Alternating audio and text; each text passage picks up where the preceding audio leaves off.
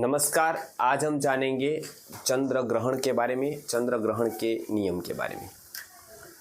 अभी बहुत लोगों के प्रश्न आए हैं उस दिन क्या करना है, जैसे हम सब प्रयोग करते हैं वो करने हैं नहीं करने हैं। तो सबसे पहले जानते हैं चंद्र ग्रहण के बारे में।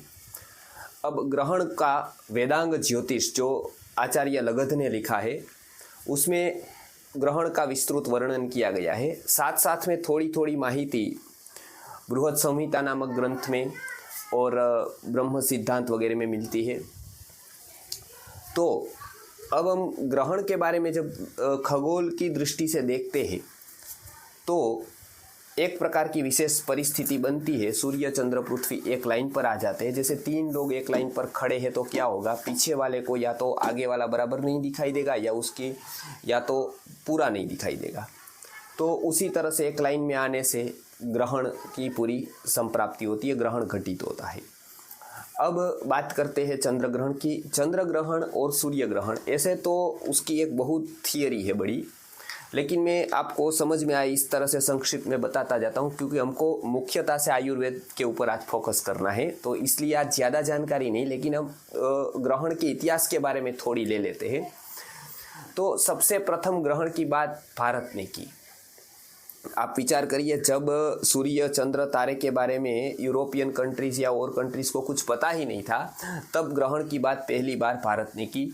सर्वप्रथम विश्व का पुस्तक ऋग्वेद है और ऋग्वेद में सर्वप्रथम ग्रहण की बात आती है 5वें मंडल में, और उसके जो प्रस्तुत करता है वो है अत्रि ऋषि। तो आज जो ग्रहण का साइंस पूरा मिला, इसके साथ एक नाम जोड़ने जैसा है। जो ग्रहण को जिन्होंने इंट्रोड्यूस किया विश्व के सामने वो है अत्रि ऋषि। अत्रि ऋषि की बहुत कथा आती है। मानस पुत्र है ब्रह्मा के।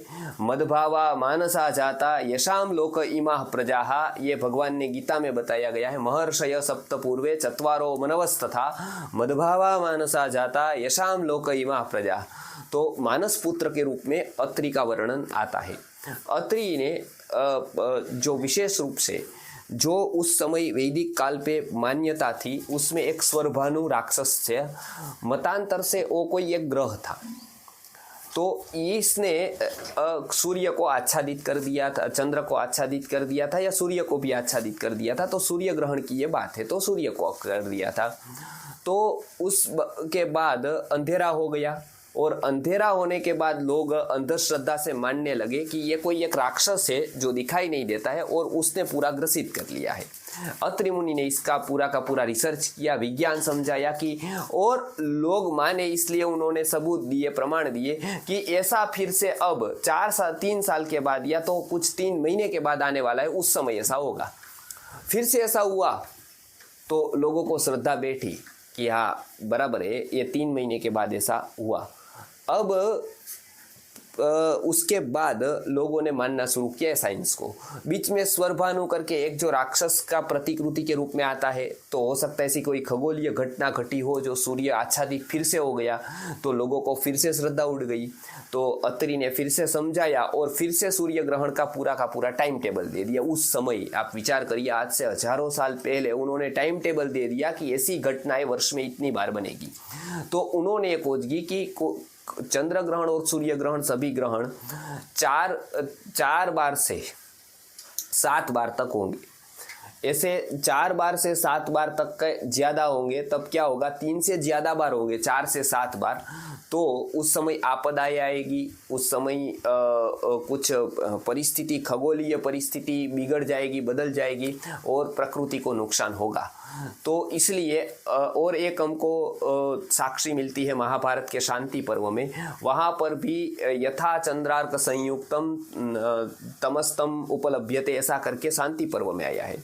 महाभारत का युद्ध हुआ उस समय आपको आश्चर्य लगेगा कि उस समय भी ग्रहण था, और समाप्ति पर भी ग्रहण था, और बीच में भी एक ग्रहण आया था। इस तरह से 2 या 3 ग्रहण मतांतर से हुए थे उस समय पर। और जब जयद्रथ का वध हुआ उस दिन सूर्य जल्दी मतलब अस्त को चला गया, उसका कारण था सूर्य ग्रहण। तो ये रिसर्चकर्ताओं ने, खोजकर्ताओं ने जाना है कि महाभारत के काल पर भी बहुत ग्रहण आए थे, और इसके कारण महाभारत का युद्ध घटित हुआ था कि ये आपदा आई थी। तो ये ग्रहण का आपदाओं के साथ बहुत रिश्ता है, संबंध है। अब इसमें देखिए 1901 में 7 बार ग्रहण हुआ था, 2100 में फिर होने वाला है 4 बार, 2038 में भी वो 4 बार चंद्र ग्रहण और सूर्य ग्रहण होगा। तो इससे 3 से ज़्यादा जब ग्रहण होगा तो उस साल में आपको आपदाएं देखने को मिलेगी। तो इस तरह से यदि आप देखते जाएंगे साल, तो आपको पता चलेगा कि कितना कब ग्रहण है और उस वर्ष में आपदाएं कितनी हैं। तो अभी हम वो बात नहीं कर रहे हैं, लेकिन अभी हम उसके पीछे की साइंस की बात कर रहे हैं। तो ऐसा नहीं है कि हर एक ग्रहण पर कुछ आपदा आएगी, लेकिन आपदा की सबसे बड़ी संभावना ग्रहण पर बनेगी। तो खगोल की दृष्टि से एक स्थिति पर जब ग्रह रहते हैं तो उसकी जो जीवन ऊर्जा है वो दूसरे ग्रहों पर प्रभावित होती है, और यदि वो इस स्थिति को छोड़ देते हैं तब उसकी जीवन ऊर्जा उस पर प्रभावित नहीं होती है। जैसे हम समझेंगे सूर्य एक जगह पर स्थित है, उसकी जीवन ऊर्जा हमको मिल रही है। मानो सूर्य थोड़ा नज़दीक आ जाए, क्या होगा? हम जल जाएंगे। सूर्य 1 से 2 फीट भी नज़दीक आया, हम जल जाएंगे, इतनी गर्मी होगी। और मानो कि वो दूर चला गया तो क्या होगा? तो हम ठंड से या तो फिर इस प्रकार के वातावरण से हम प्रभावित हो जाएंगे, नुकसान हो जाएगा हमारा। तो वो एक जगह स्थित है, वो उसी जगह कुदरत ने स्थित रखा है कि वो हमको जीवन ऊर्जा देता रहे। वो परिस्थिति में थोड़ा बदल आता है तब वो परिस्थिति नहीं बनती है जीवन ऊर्जा की। अब सेम ऐसी वस्तु होती है यहाँ पर कि जब ये 3 लाइन पे आ जाता है चंद्र, पृथ्वी, सूर्य, तब जब चंद्र पर छाया होती है, ग्रसित होता है चंद्र, तो उसकी जीवन ऊर्जा भी डिस्टर्ब होती है। उसकी जीवन ऊर्जा भी यहाँ पर आने पर डिस्टर्ब होगी, और वो डिस्टर्ब होगी तो 2 प्रकार की घटनाएं घटेगी। एक तो हमारे शरीर पर घटना घटेगी और एक प्राकृतिक घटना जो बाहर घटेगी। बाहर की घटनाओं में ऐसा बताया गया है कि कुछ रेस के अनुसार जो सूक्ष्म जंतु उत्पन्न हो जाएंगे जो दिखते नहीं हैं। और पहली बार जैसे वर्णन सूर्य ग्रहण का, चंद्र ग्रहण का आया, जो अभी तक भी वैज्ञानिकों के सामने पूरा क्लियर नहीं है। ये हम यहाँ पर जो खगोल की वेत्ता है वो 100 साल तक की आगाही कर सकते हैं कि 100 साल तक का गणित करके बता सकते इस समय होगा। तो वो इतनी सूक्ष्म जानकारी रखते हैं, तो उन्होंने ही बताया है कुछ जीव जंतु सूक्ष्मता से उत्पन्न होते हैं, क्योंकि वो कुछ बदलाव हो जाता है और कुछ नेगेटिव जंतु उत्पन्न हो जाते हैं। उससे बचने के लिए ग्रहण के कुछ नियम का पालन करना चाहिए।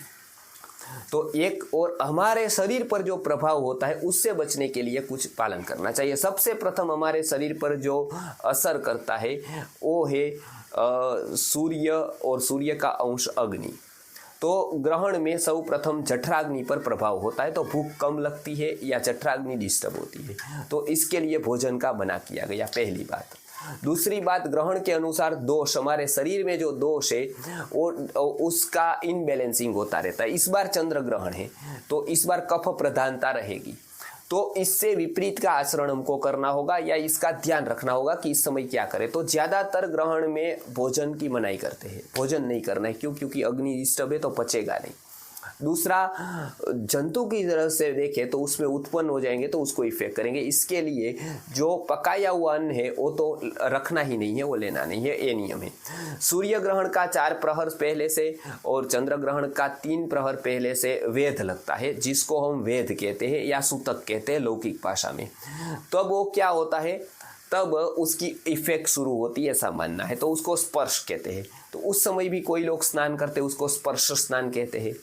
फिर जब ग्रहण लग गया तब एक स्नान करते बहुत लोग जो धार्मिक क्रिया जप वगैरह करते हैं, तो इसके लिए एक स्नान होता है जो ग्रहण के समय पर होता है, स्पर्श के समय पर होता है और वेद के समय पर होता है। और ये स्पर्श के बाद जो उसको मुक्ति होती है, ग्रहण पूरा होता है तब भी स्नान करते हैं कितने लोग, तो वो ग्रहण के बाद का स्नान होता है और उसके बाद दान वगैरह देते हैं। तो ये पूरी की पूरी ग्रहण के ये। अब ग्रहण में क्या करना क्या नहीं करना, तो एक तो साधारण लोगों को पता है भोजन नहीं करना है, फिर जो समागम इत्यादि नहीं करना है और क्रियाएं, फिर बाहर निकलना नहीं है उस समय पर यदि हो सके तो। साधारण लोग यदि निकले तो भी कोई तकलीफ नहीं, गर्भवती महिला को खास मना किया गया है बाहर निकलने का, क्योंकि वो रईस में कुछ दूषितता होती है, क्योंकि वो जीवनदायी तो नहीं होता है, उतना तो है। फिर ग्रहण के दौरान और एक जगह पर बैठकर पूजा नहीं कर सकते लेकिन जाप कर सकते हैं, उसका क्या महत्व है, वो क्यों बताया ऐसा? क्योंकि वो एक मनोवैज्ञानिक प्रक्रिया है कि इस समय पर आप शांत रहेंगे, इस समय पर आप एक जगह पर रहेंगे तो बहुत दूषित प्रभावों से बच जाएंगे, इसके लिए बताया। तो उस समय जाप कर सकते हैं। तो ये एक ग्रहण के बारे में इतने नियम बताए। फिर जो खाने की चीज़ें हैं, दूध है, घी है, इत्यादि इत्यादि, तेल है, तो उसमें जो दर्भ रखने का बताया, तुलसी का पत्ता रखने का बताया, ताकि उसमें जो प्रभाव होंगे वो एंटीवायरल प्रॉपर्टीज उसकी है वनस्पति की, तो रोक सकता है। आयुर्वेद की वनस्पति का भी इतना प्रभाव है। अब हम देखते इस बार हमारा जो महत्व है वो शरद पूर्णिमा का है, और शरद पूर्णिमा के दिन हमारे बहुत सारे प्रयोग हैं। एक तो कृषि के लिए सीड का प्रयोग है, तो सीड का प्रयोग कुछ खाने का नहीं है, इसके लिए वो प्रयोग सबको करना है, उस दिन कोई बाधा नहीं है। पहला प्रयोग सीड का जो रात को हम करते हैं, कृषि के लिए करते हैं, वो सीड का प्रयोग पूज्य विश्वनाथ गुरु जी ने बहुत संशोधन करके प्रत में से निकाला है, वरामिहिर की प्रत में से। वो सीड का प्रयोग करना है, उसमें कोई तकलीफ नहीं है, वो कोई बाधा नहीं होगी। दूसरा प्रयोग आहार के रूप में होता है खीर का प्रयोग। वो खीर के प्रयोग में आपको रात ग्रहण पूरा हो जाने के बाद वो खीर रखनी है, और उसके बाद देर तक रख सकते हैं तो भी प्रभाव अच्छा आएगा।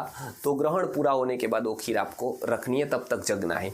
इस बार जगना इसलिए ज़रूरी है क्योंकि कफ प्रधानता होगी, और आपको पता है कि जगने से कफ कम होता है, तो इसलिए ये बहुत महत्व का है, क्योंकि कफ निद्रा से बढ़ता है और जगने से कम होता है। इसके लिए बहुत सारे जगह पर जगने का भी बताया है, तो इस बार जागरण कर सकते हैं। ये आरोग्य के लिए, ऐसे तो आरोग्य के लिए जगना ठीक नहीं होता है रात को, और दिन में सोना ठीक नहीं होता है, किंतु कोई विशेष परिस्थिति में दिन में सोना भी स्वास्थ्यकर होता है, और विशेष परिस्थिति में रात को जगना भी स्वास्थ्यकर होता है। तो इस बार रात को जगना बहुत स्वास्थ्यकर होगा, तो इसलिए चंद्र ग्रहण पर यह जगे, और उस समय ही आप खीर रख दे। दूसरी बात है साकर, औषधि इत्यादि इत्यादि की, वो आप ग्रहण समय पर न रखें, यानी कि वेद लग गया है तब तक ग्रहण है तब तक न रखें, लेकिन ग्रहण जैसा ही पूरा हुआ, तो ग्रहण पूरा हुआ कि उस समय पर आप रख सकते हैं। तो ग्रहण पूरा होने के बाद पूरा का पूरा आप जो भी औषधीय प्रयोग करना चाहते हैं, हमारे पास तो भी घंटे बचते हैं 3 या 4 घंटे, तो उस काल का लाभ ले सकते हैं। दूसरा, कोई बाहर की उपयोग की वस्तु आप बना रहे हैं, तब तो आप उसको ग्रहण पर भी रख सकते हैं जिसका संबंध पानी से न हो।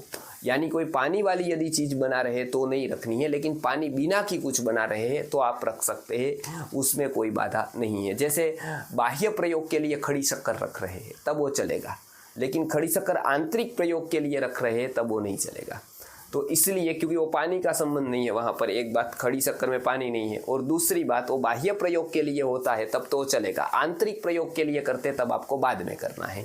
तो इतने नियम आपको जानने हैं, तो ये सभी नियम हमने बता दिए हैं। जितने भी प्रयोग, जैसे कि हम पीपल का प्रयोग करते हैं, जो अस्थमा वाले पेशेंट को खिलाते हैं, उसमें खीर होती है और पीपल के वृक्ष की अंतर छाल होती है, तो उसमें कोई तकलीफ नहीं है, उसमें पानी का भी संबंध नहीं है।